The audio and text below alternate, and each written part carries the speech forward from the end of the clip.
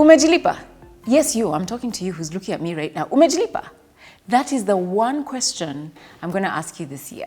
My name is Rina Hicks.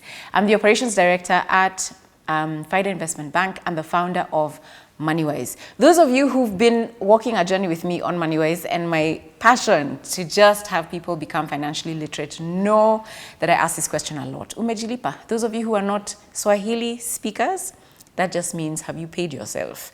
And we are going to break down what that means and what that looks like. Because guys, wacha tujilipe.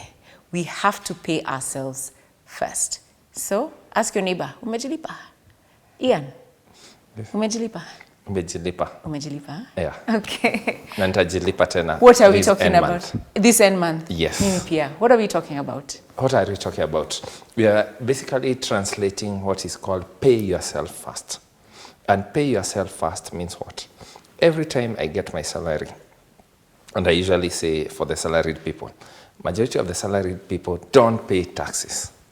They don't pay taxes? They don't pay taxes. Okay, taxes are taken away from them. That's true. Which is different. By the time we get our salary, the taxes have gone. They're gone, yeah. So instead of paying, they take it before even they pay us. That is the first person we end up, quote unquote, paying. That's true. The second person, if you don't have your own house, you pay the landlord. The next person, you pay maybe a house help. You pay the grocery person. Naivas. You pay the entertainment joint that you go to. You pay your tithe, which is very important. But at the end of it, all these people, you've been working for other people the whole month. Yeah. Then you end up with nothing. Because even that juice you go, you're actually paying that person who has produced the juice. You know, there's this saying that people tell me a lot. Yes. Rina, wacha nipigie mwili pole. Pole. And they think that's kujilipa. Yes. Is that kujilipa kweli? No. That is actually paying the other people, the people you've been working for. And you've not paid yourself. You've not paid yourself. Until you decide that from today, a certain percentage, you don't have to start big. And I'll take you back to, I'll go the religious ways. There's one time I was told, even if tithe is 10%, and you don't pay even a single cent, you don't have to start with 10%. You can build your capacity. That's true.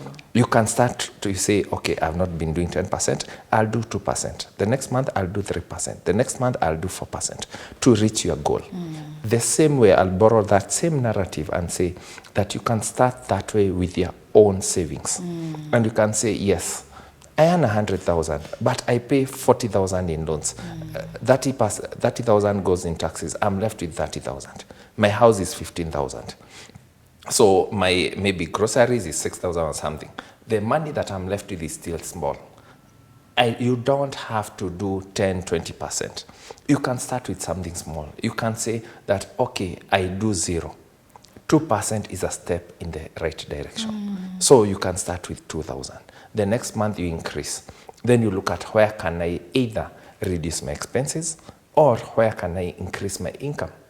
Then you start growing to a certain goal. But remember, if a goal is not written down, it never existed. Yeah. So please write it down. Yeah. Yeah. I think so. And I, you know, one of the things that I find people forget is that there is tomorrow. And tomorrow being a year from now, 2 years from now, we assume, I did. When I was in my 20s, I used to say, you know, this money I earn is so little anyway. Yes. Right? So let me just blow it. Let me enjoy it. I've worked so hard anyway, you know, so let me just enjoy it. It's so little anyway. Yes. Another thing I used to tell myself is, as I grow older, as I get more certifications, as I get more experience, guess what happens to my income? It just does this.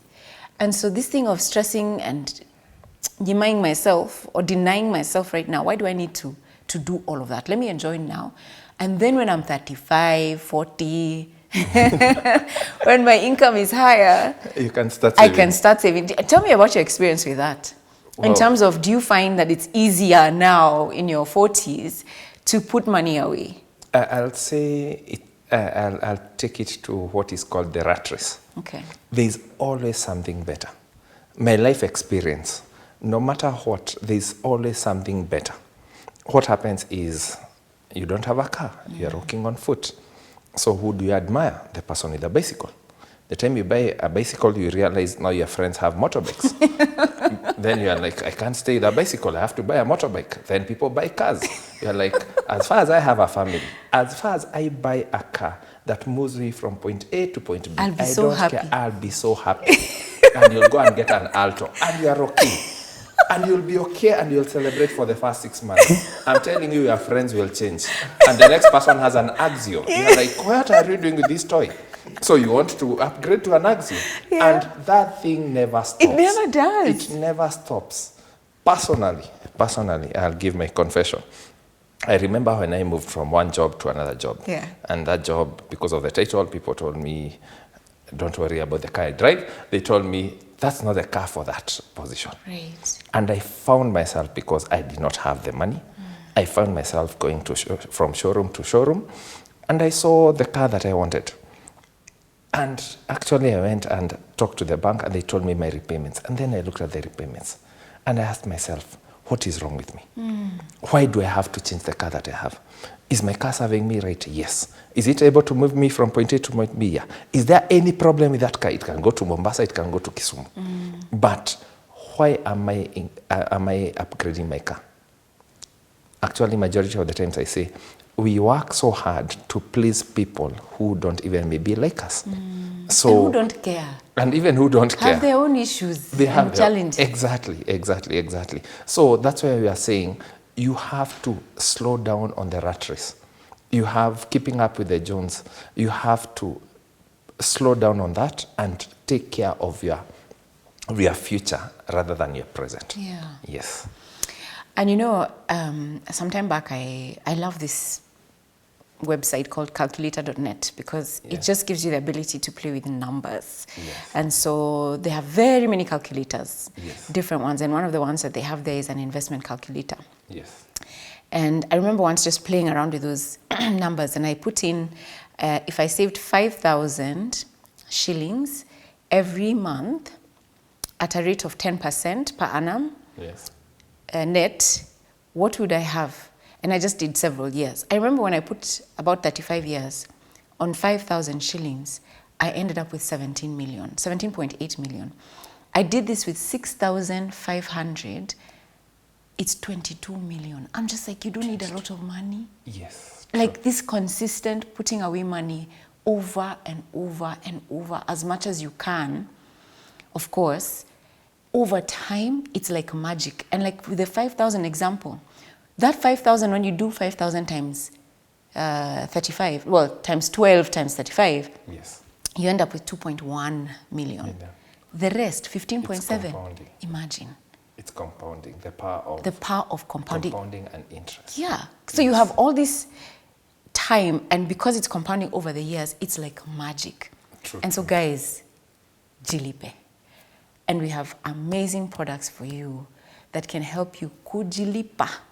As in when you jilipa, there's places will help you to put that money. We have a fantastic product I want us to talk about next, where even if it is 1,000 bob that you have and you're like, Aki, that 500,000 for Oak Special Fund I don't have.